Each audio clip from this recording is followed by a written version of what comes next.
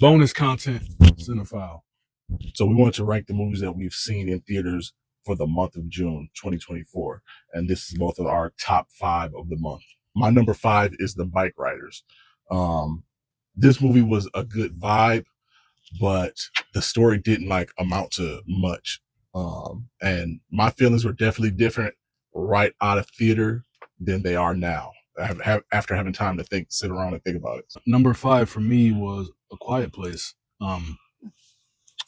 Just didn't do anything for me. It didn't add to the franchise, besides adding a big superstar to it. I mean, even though Emily Blunt and John Krasinski are superstars, but Lupita Nyong'o. So yeah, it didn't. It brought nothing new. I wasn't blown away. It was just day one. They came, they killed, and all right, on to the next movie. So, do you think expectations had an effect on how you feel about that? Expectations? What do you mean? Your expectations of in A Quiet Place intro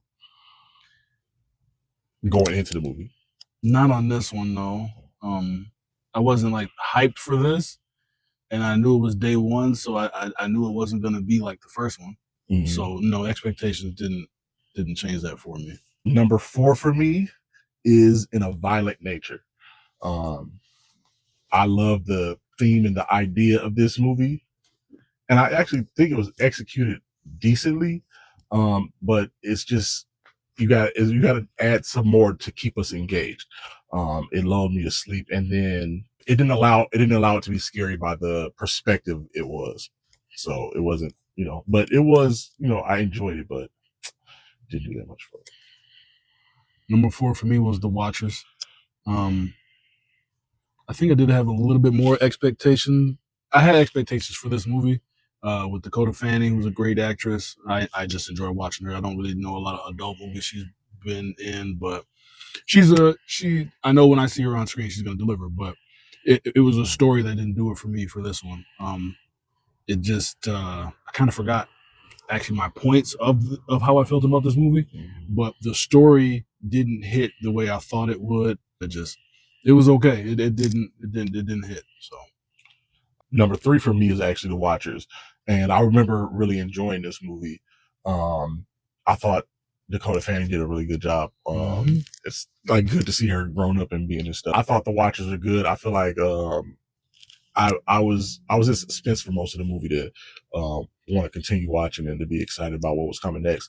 I didn't really care for the finale, but The Watchers was my number 3. Number 3 for me was Bike Riders. I enjoyed the movie.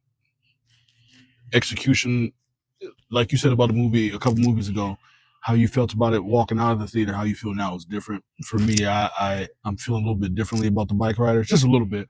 I think I'm appreciating it more because I think even you said it the night we saw it, we're seeing it through a woman's eyes, and she's telling the story. And I let that marinate and sit with me for like a day or so, and I'm like, I can see why they told it that way. Bike Riders also hits home for me a little bit because I ride motorcycles in a group. So I loved seeing that aspect on the screen. It was dope as hell. Made me feel good. And it was just like I could relate to a lot of stuff they were talking about. Even though I'm not in like a gang or anything like that.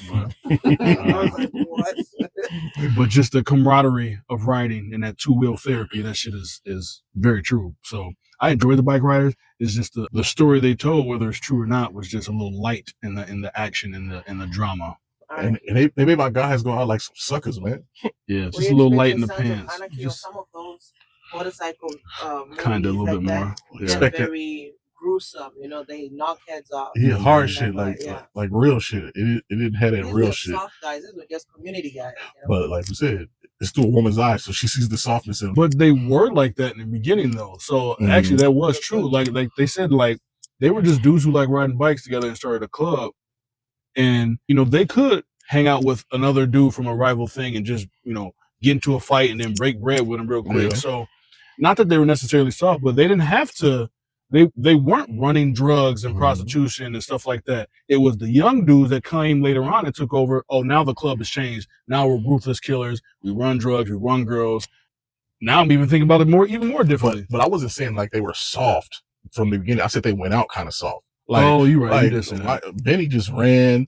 Yeah, you're right. They weren't that kind of crew. They weren't. But they were turning into it, and they really the damn trailer advertising like they was them dudes. Number 2, right?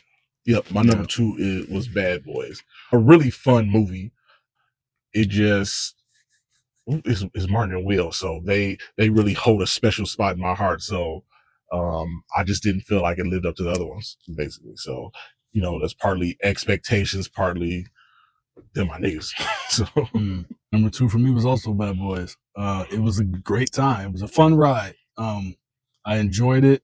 My expectations were low for this movie going into it because the third one didn't hit. The third one to me was just a cheese fest, and I was assuming this fourth one would be a cheese fest, but it was executed very well, which is different from me. Usually cheesy shit is whack, but Bad Boys 2 was a good time, a good movie.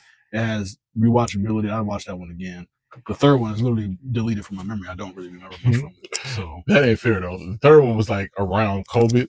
And COVID, we like really blipped a year. Like all that stuff is all kind of all over the place. That's cheating. But like I said, I remember going out the third one like, damn, they really did their thing. Cause I think I thought the same thing, like where I didn't expect anything. Like it's 40, 30 years later. Like the fuck. My number 1 movie was A Quiet Place, Day One. So you know how when people that are first to a movie, or a movie is kind of like a cult classic, you feel you have you're near and dear to that movie. You experienced it when when it was really happening. Mm-hmm. So the new people that come on, you gotta turn your nose up to them motherfuckers. I wasn't a part of that with the Quiet Place franchise, which is why I believe I got to enjoy this one so much. So watching it in the Dolby Theater, like I was literally clenched up for a lot of the movie. And I thought Lupita face acting and emotional acting was really good. Of course. Experience was so great. I didn't give a shit that it didn't tie the stories together, or it didn't give us more to the story. You know what I'm saying? Right. It was just a fun theater experience. So my number 1 for the month of June was In a Violent Nature. That was my shit. I loved every second of that movie. I have thought about that movie for a long time. Not that movie in particular, but I thought when I would be younger, I would even think, man, they should make a movie through the killer's eyes. I always said to myself, that'd be such a dope concept to do. And somebody did it, and I thought it was executed to perfection. I was on the edge of my seat. I was into it. I know Buff I know you say it's like slow a little bit, but I thought that just built to the tensefulness to it. And they didn't cut any corners on it. There's no teleportation. There's no, cutaway and he's gone. No, that motherfucker's just still there and he's staring at you and he's just waiting for his time to kill you. I thought that was so, because somebody had to think about that. Yeah. Somebody had to say, where do these dudes go when like the camera turn around, or like when a girl is looking for something and she turns around and the guy's not there, but the lens, they show him looking at her, like somebody said, where do these people go? And somebody's like, well, actually, they don't fucking go anywhere. Yeah, put that in the movie. I thought that was perfection, dude. And it warmed me up and made me happy. Like, wow, this one was for the realism, in it too. Like, obviously, he's a monster. Like, he came from the fucking ground, but everything else about him was truly real. Like, he just had to walk to get to people. So I thought Inviolate Nature was absolutely, it was original. It was new. It was fresh. And it was done well. Like, I can't ask for anything more, especially with as many reboots they are. And like, I like reboots, but I know that's a big thing they harp on in Hollywood. Like, oh, nothing fresh is being made. Mm-hmm. Nobody's making new stuff. Let us know your top 5 for June in the comments.